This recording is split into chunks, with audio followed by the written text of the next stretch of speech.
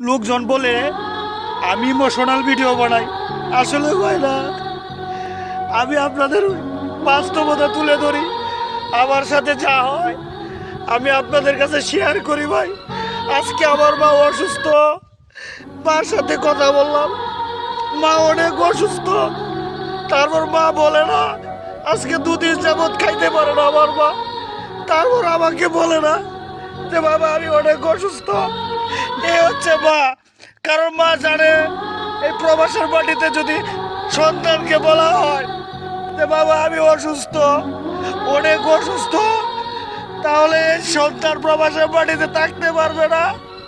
সেই জন্য মা বাবারা দেশের মাটিতে যদি অসুস্থ থাকে তারপরও বলে না প্রবাসী ছেলেকে। কারণ বলে জানে যে বললে আমার থেকে বেশি কষ্ট হবে আমার প্রবাসী ছেলেটা। সেই জন্য মা বাবার ভালোবাসা এই অন্তরে গেঁথে থাকবে ভাই আজীবন।